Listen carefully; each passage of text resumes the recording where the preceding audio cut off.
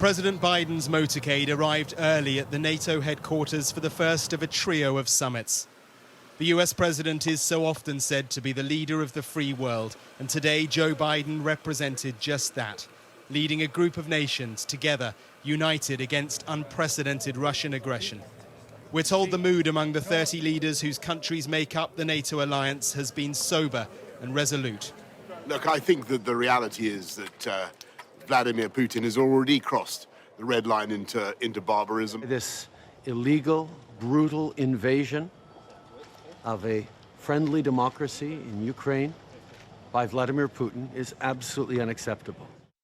Around the table, they agreed to double troop numbers in Eastern Europe, to bolster nuclear and chemical defenses, to provide Ukraine with more weapons.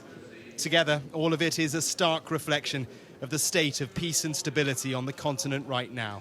And via a video link from Kyiv, Ukraine's president was beamed into the heart of this Western alliance, this time with a precise list of weapons he says he needs. You can give us 1% of all your planes, 1% of all your tanks, just 1%. We can't just buy that. Such supplies depend on a political decision from NATO. The NATO chief wouldn't be drawn on the details of weapons to Ukraine, but was clear that the alliance needs urgently to adapt to a new reality. And he was blunt on the need to defend itself against the Russian nuclear threat. Our top military commander, General Walters, has activated NATO's chemical, biological, radiological and nuclear defense elements, and allies are deploying additional chemical and biological and nuclear defenses to reinforce our existing and new battle groups. A prospect which should be so unthinkable is now, troublingly, front and centre. There is a visceral horror of the use of these weapons of mass destruction. I think that if Putin were to engage in anything like that, the consequences would be very, very severe. You have to have a bit of ambiguity about your response, but I think it would be catastrophic for him if he were to do that, and I think that he understands that. Ambiguity seems clearly to be the tactic. Such is the jeopardy. We would respond. We would respond if he uses it. The nature of the response would depend on the nature of the use.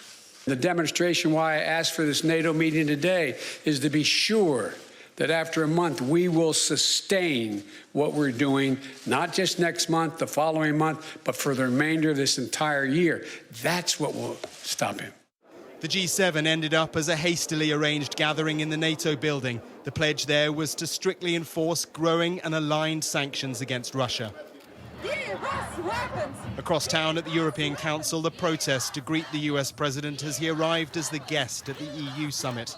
These meetings together do represent the most important series of diplomatic gatherings in decades. Not since World War II have things felt so perilous on this continent. And yet, despite the unity, the resolve, the solidarity, and yet more sanctions, the troubling reality is that the bloodshed in Ukraine continues, and the broader threats from Russia, well, they are worryingly acute. As leaders, they have been forced to confront challenges not felt for quite a few generations. On their shoulders rest huge decisions and such troubling calculations. Mark Stone, Sky News in Brussels.